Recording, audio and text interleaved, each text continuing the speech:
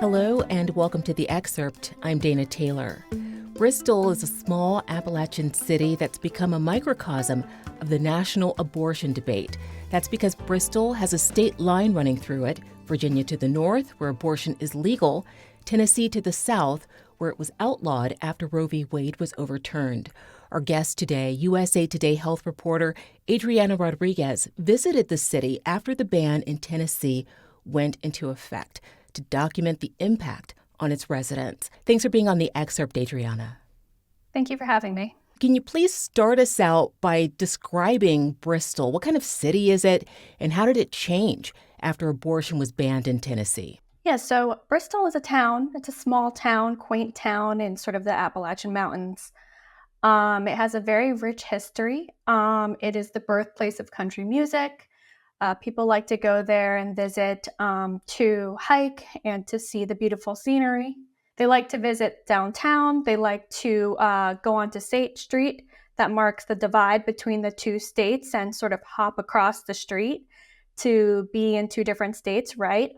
People like to go there to retire because it's more of like a slower pace of life. And so before Roe fell, I feel like Bristol was Virginia and Tennessee's best kept secret, right? But that changed in 2022 because what happened was after Dobbs' decision and Roe fell, Tennessee had decided to ban abortion. And so that went into effect shortly after Roe fell.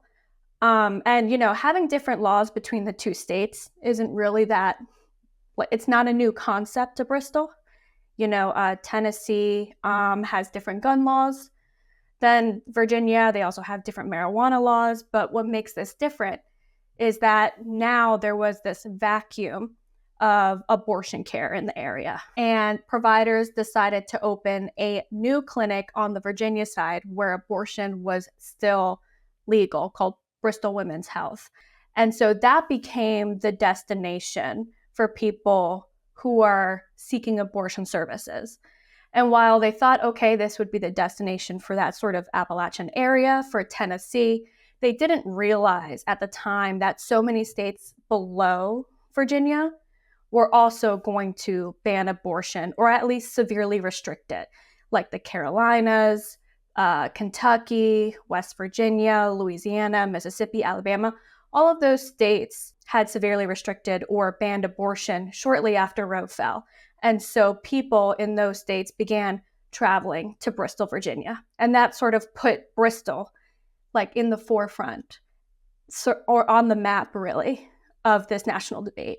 It's been less than 2 years since that health clinic opened on the Virginia side.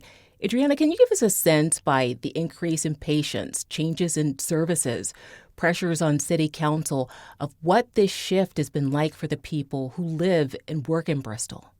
Yeah, I mean, with every abortion clinic, you're going to have protesters. But I think what made this different was that it attracted a lot of national players, a lot of big national players, both on the anti-abortion and the abortion activist side, that decided to take arms really in Bristol and fight this national battle within this small town. So what have you heard specifically from anti-abortion activists about how they're challenging the clinic and its services? Yeah, so a lot of those big national players that are coming from outside of Bristol began challenging abortion through the city council, trying to introduce zoning ordinances that we had seen in sort of other places in the country to limit and restrict abortions. So there was this one zoning ordinance specifically that basically limited or prohibited the existing abortion clinic, the new one, from expanding, and then also prohibited other new abortion clinics from coming into the area. And how about the pro-abortion activists? How has the city changed for them? For residents who are more abortion rights activists, they saw these national big players with a lot of money coming into the town and trying to push their agenda, and they decided they wanted to form sort of their own alliance and fight within the city council as well against the zoning ordinance. You wrote that the Guttmacher Institute, a research organization that supports abortion rights, found that since 2020, Virginia has seen a 75% increase in abortions. That was obviously before Roe was overturned.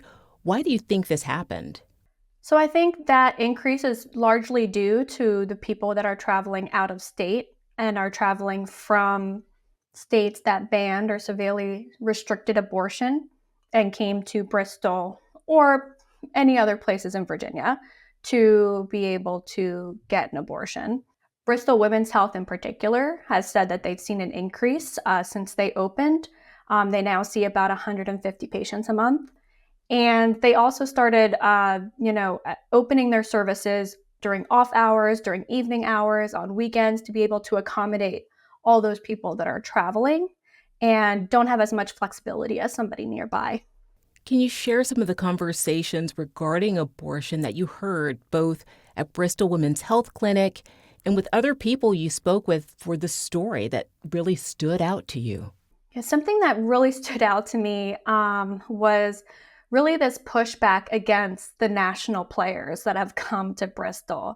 Like I said before, Bristol was sort of Virginia's best kept secret for a lot of good and positive reasons. And now that it's been sort of pushed into this national stage, and especially on a topic that, Southern etiquette dictates you don't really talk about, has ruffled feathers.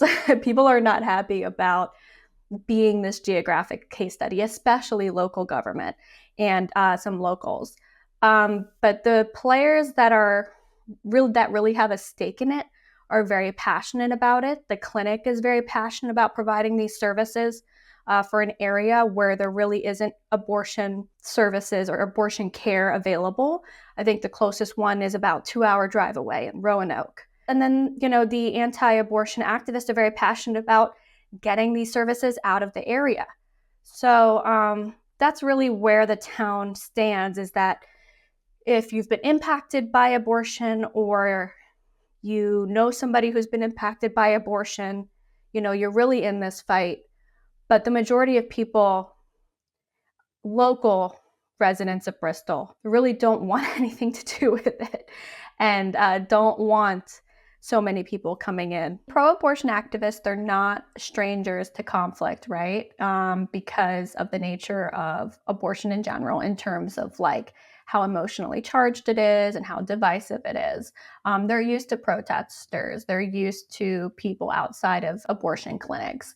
But I think because there is this national pressure on Bristol, that's really heightened the tension in Bristol, and for those activists that volunteer as escorts, escorting women and pregnant people into the health clinic and stuff like that. I know there was this one woman who had told me about an incident where a man was, I guess, so angry with her that he started driving towards her, almost threatening to run her over with his pickup truck. And, obviously that's very scary. Obviously, that is not the everyday sort of conflict and protest that you see at an abortion clinic. But I think because there is this pressure, this national pressure, it's really heightened emotions. It's really put both sides on alert. I know also the clinic, there's been over 50 calls to the police at the site of the clinic since it first opened. And when I talked to police, they confirmed that it's mostly been calls from either the clinic or the protesters talking, regarding disturbances, protests, security. So just based on that data, it seems like there is a lot of conflict, at least on a weekly basis. Adrianna, thank you so much for being on The Excerpt. Thank you. Thanks for watching. I'm Dana Taylor. I'll see you next time.